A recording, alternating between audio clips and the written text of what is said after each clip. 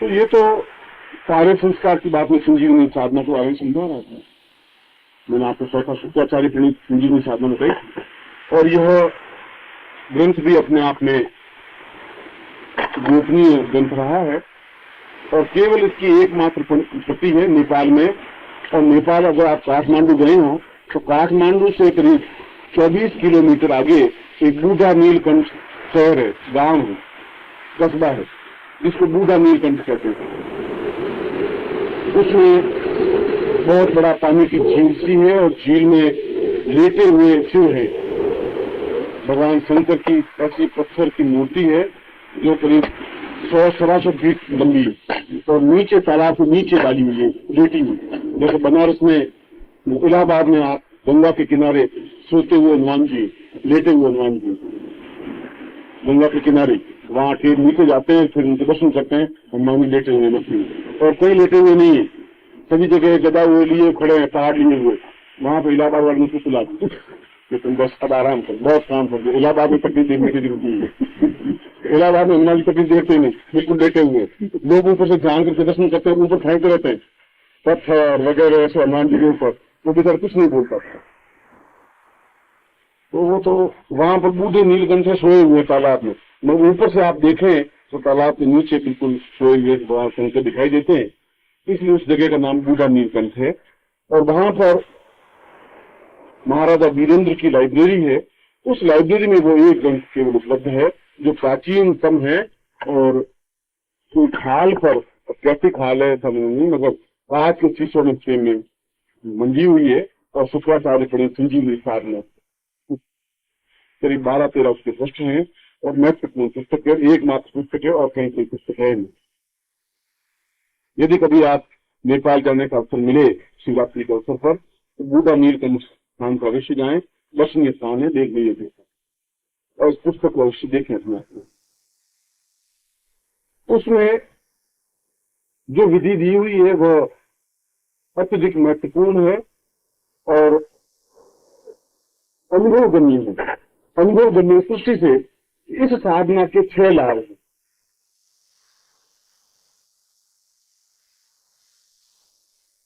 पहला तो यह ऐसी साधना है जो मृत व्यक्ति में प्राणों का संचार कर सकती है।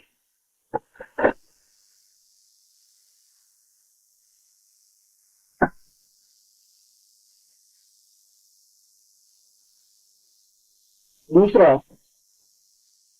इसकी महत्वपूर्ण विशेषता एक और है कि यदि व्यक्ति कोई मृत तुल्य हो, यदि आप किसी बीमार से मिलने के लिए जाएं,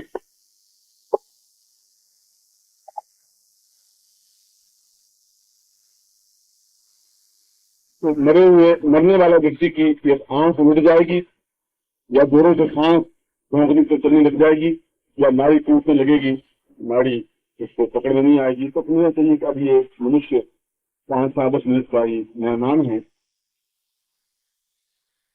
ऐसी स्थिति में वह जो विद्या है, इस विद्या का प्रयोग किया जाए तो 2-4 घंटे निश्चित रूप से जिंदा रह सकता है।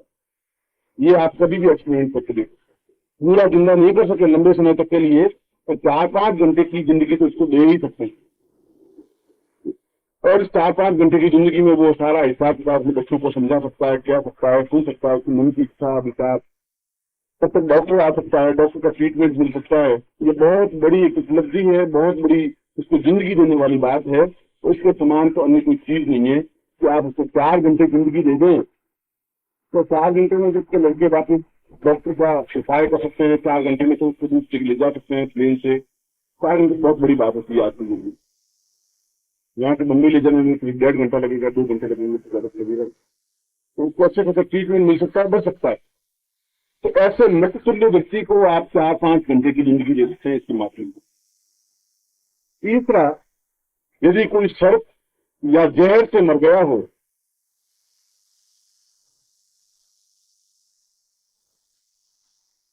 तो 3 महीने तक यदि उसकी लाश सड़ती नहीं है, जिसको जहर चढ़ा हुआ हो उस व्यक्ति की लाश सड़ती नहीं है, 8 घंटे में नहीं सड़ती, 3 महीने तक भी नहीं सड़ती है। अब उसको कब्र में डाल दें तो नमक से तो गल जाएगी, मतलब नॉर्मल में दुर्गंध नहीं आएगी उससे, क्योंकि जहर अपने आप में एंटी इफेक्टेड है, इसलिए उस लाश को सड़ने नहीं देते। इतनी गहराई में जाने की जरूरत नहीं है। मगर यदि किसी को सांप काट लिया हो, मृत्यु हो गई हो, या किसी जहर पी लिया हो, मृत्यु हो गई हो, या सिख कंटी पी करके लोग मरते हैं, मरने के लिए तो बड़े लोग होते हैं, हीरा खा करके मरते हैं, छोटे लोग सिर्फ फ्रूट खा लेते हैं, वो मारने की दवा पी लेते हैं। ऐसे किसी प्रकार के जहर पी करके मरे हुए व्यक्ति को यदि इसके उपाय किया जाए तो निश्चित रूप से वापस जिंदा हो जाए।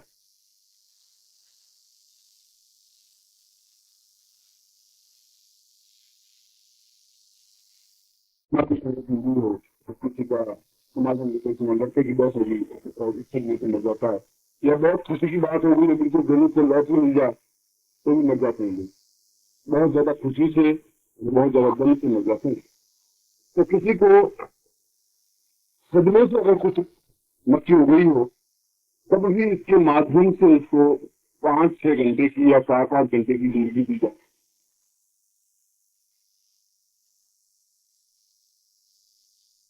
पांचवा, वृद्धावस्था में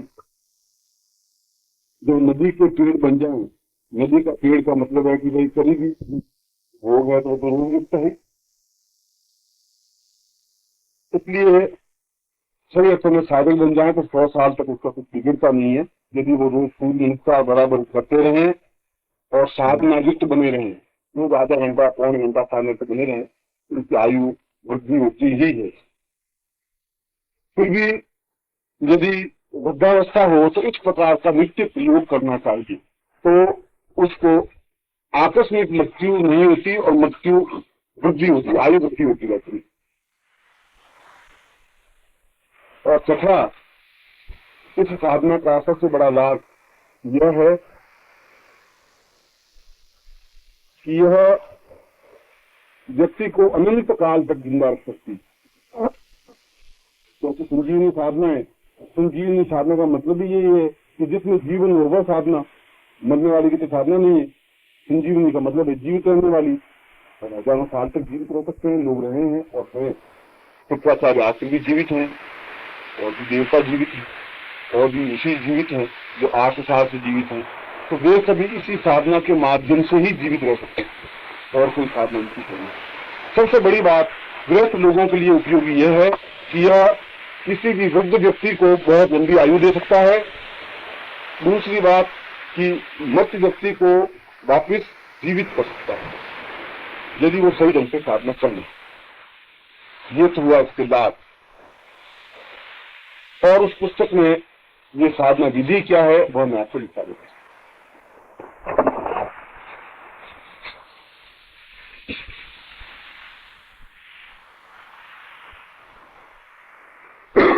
इसकी साधना विधि उन्होंने केवल 3 श्लोकों में समझाई है शुक्राचार्य ने, और तीनों में कूट पद में। उन्होंने पहले श्लोक, 3 श्लोक मुझे मौखिक याद है, कंठस्थ है। उन्होंने कहा है रसो विप्रा देवाम मरतरमणि व्याहति सरम शिवो दीर्घायुक्तम मनघ प्रणीतम दार्भुतसरम अतिव्याप्तम एवं व्यतिकरपराम पूर्णदमिदम नमो मातर देव्याम नम सहित शंभोर्विषपराम महो मृत्युर्विपुरम सहित परितम पूर्णदमिदम नमः प्राणच्छेदम परवितसरम सार्मतसरम रसो पूर्णाम मूर्छाम शरणदपदाम दीर्घतयुतो नमः अष्टौ पूर्णाम शरणदगदाम पूर्ण सहितम।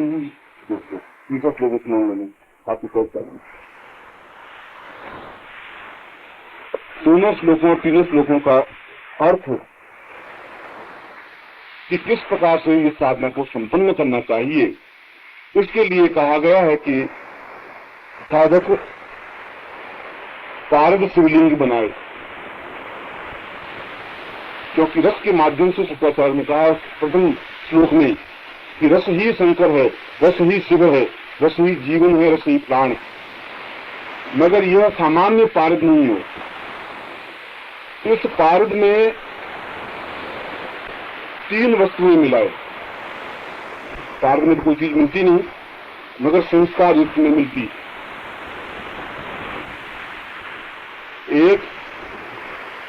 एक तोला पारद में 1 किलो फूलों का रस, गुलाब के फूलों के, ताजे गुलाब के फूलों का रस मिलाए, मिक्स कर ले, एकाकार कर ले, अरेख कर ले। और दूसरा, नील पत्र के 1 किलो रस को उसमें मिक्स कर ले।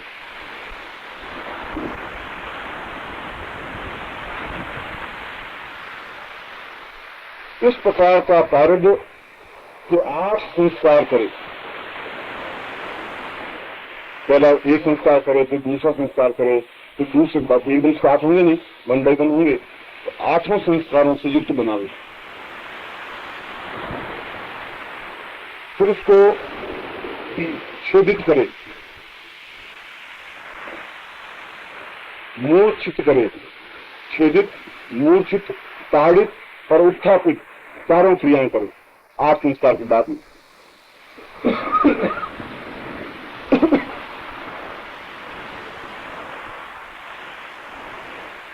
और फिर उसका शिवलिंग,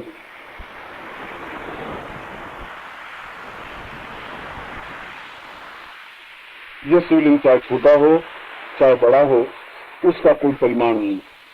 छोटा सा पेड़ की गुठली के आकार का भी शिवलिंग बन सकता है और नारियल के आकार का भी शिवलिंग बन सकता है, मगर शिवलिंग आकार का हो। तो ऐसा शिवलिंग ही संजीवनी साधना में प्रयुक्त किया जाना चाहिए। और जिसके घर में ऐसा शिवलिंग है वो अपने आप में दुर्लभ और आश्चर्यजनक, अद्भुत माना गया, क्योंकि वे स्वयं शिव में कहलाता है। मगर सामान्य पारद में और इस क्रिया में अंतर यह है कि दोनों प्रकार के रस मिलाने में बहुत ऊंचे स्तर का ज्ञान होना चाहिए, अन्यथा पारा में कोई चीज मिक्स होती नहीं। पारा में तो रेत भी मिक्स नहीं, आप रेत पर डाल दीजिए, पारा वापस उठा लीजिए, तेल में डाल दीजिए, घी में डाल दीजिए, पानी में डाल दीजिए, पारा तो संसार में किसी से मिक्स होता ही नहीं, मिक्स कर ही नहीं सकता कोई। और फिर उसको मूर्छित करना, ताड़ित करना तो अपने आप में और कठिन क्रिया है, और आज संस्कार करने बहुत कठिन क्रिया है। इस प्रकार का जब शिवलिंग बन जाए तब उसको स्वर्ण ग्रास दे, स्वर्ण ग्रास देना, यह एक क्रिया है। उसमें सोना मिक्स करे, स्वर्ण ग्रास देने का। जैसे आदमी को ग्रास दिया जाता है, कौर दिया जाता है, कौर को ग्रास कहते हैं, खाने के एक टुकड़े को, एक हिस्से को ग्रास कहते हैं या कौर कहते हैं। तो उसको स्वर्ण ग्रास दे, तब वह पूर्ण शिवलिंग बनता है।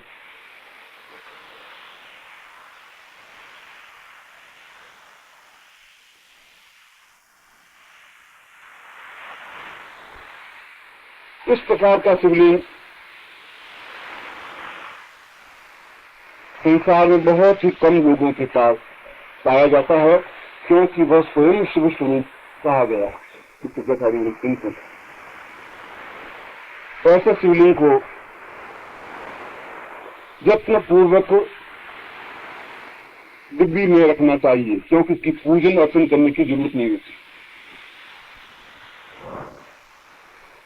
वह स्वयं चैतन्य होता है, स्वयं मंत्र शुद्ध होता है, स्वयं प्राण से युक्त होता है, उसके लिए करने की जरूरत नहीं होती। साधना के समय उसको सामने किसी पात्र में नील पत्र बिछाकर उसके ऊपर शिवलिंग को रख देता। अपने साधना की बात बता रहा है।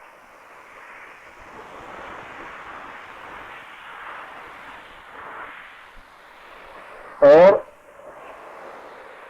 उस पर आंख के दूध, आंकड़े का दूध पहले से निकाल करके रखे, लगभग 3 तोला नित्य ताजा आंख का दूध हो, और उसमें पानी 1 किलो मिलाकर के 2 तोले आपके दूध में 1 किलो पानी मिला दे और उसकी जल धार देते हुए मंत्र जाप करें।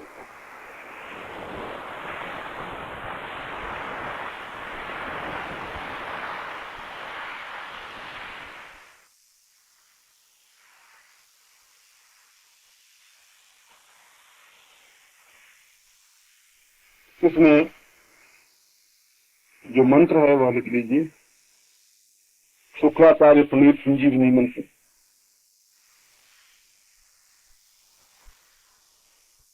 ओम रोम रोम रोम सह जूम सह ह्रीं ह्रीं ह्रीं सह इह इह प्राण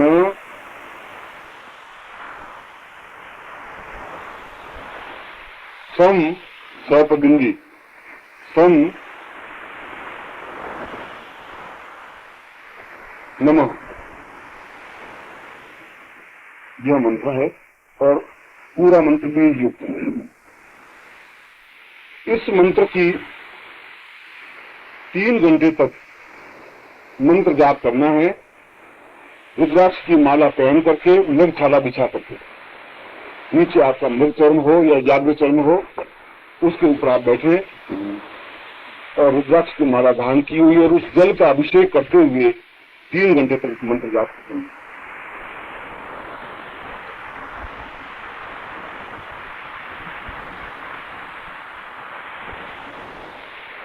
प्रातः काल ब्राह्म मुहूर्त में यह क्रिया संपन्न करनी चाहिए, 4 बजे से 7 बजे के बीच में।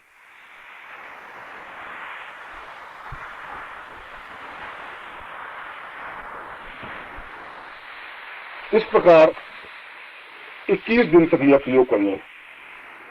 किसी भी सोमवार से प्रारंभ करना है और 21 दिन करना है। अगले सोमवार को चेक करने की जरूरत नहीं है, जहां 21 दिन पूरे होंगे तो साथ में संपन्न हो जाएगी, ऐसा मानना चाहिए।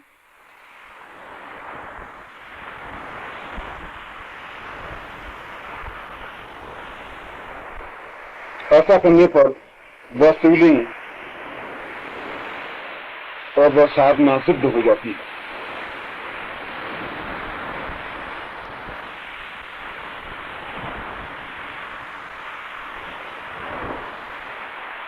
अब इसका जब प्रयोग करना हो तो ऐसे शिवलिंग पर शुद्ध जल या गंगा जल चढ़ाते हुए, फिर इसमें आग का दूध नहीं मिलाओ, शुद्ध जल या गंगा जल चढ़ाते हुए इसी मंत्र से 3 मिनट तक 11 बार मंत्र बोल करके और वह जल मृत व्यक्ति को पिला दे या मुंह में डाल दे।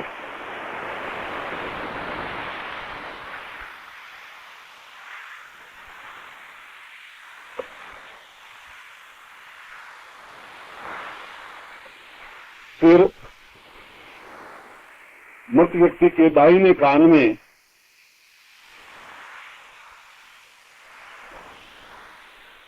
जोर से फूंक मारे, 3 बार मंत्र का उच्चारण करे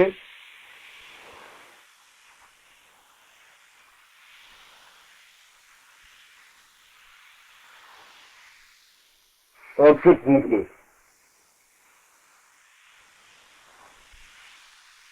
तो वह व्यक्ति पुनः चैतन्य हो जाता है।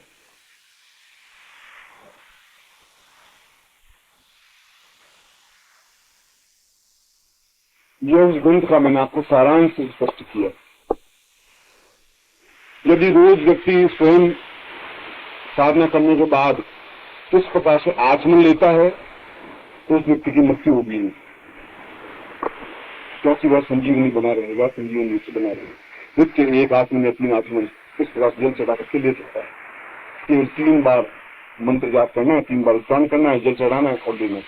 साधना करने के बाद की बात बता रहा हूँ। यदि खुद चाहे तो ऐसा कर सकता है।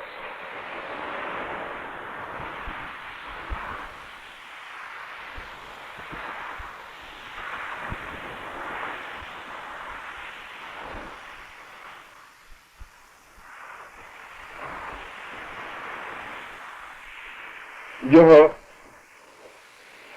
शुक्राचार्य प्रणीत संजीवनी साधना है और अत्यधिक दुर्लभ और गोपनीय रही है। इसके लिए भी वही नियम जो मैंने कल शाम को आपको मैंने गुरु द्वारा प्रणीत जो नियम बताए थे, वही नियम इस पर भी लागू रहेंगे। इसलिए गोपनीय साधनाओं को गोपनीय बने रहने दें। यह मेरा धर्म और मेरा कर्तव्य था कि आप फिर साधना में भाग ले रहे हैं तो मैं फिर से संबंधित तथ्य छुपाऊं नहीं। इसीलिए मैंने इन साधनाओं को स्पष्ट किया है, अन्यथा मुझे करना नहीं चाहिए था।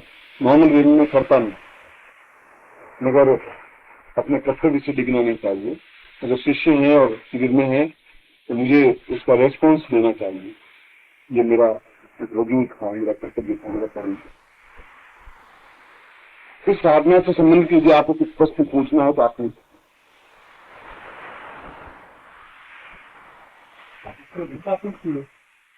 तो अगर मैं दिशा नहीं दिया तो कोई दिशा हो, क्योंकि आसन नहीं दिया तो कुछ नष्ट बिछाना चाहिए या जागृत बिछाना चाहिए।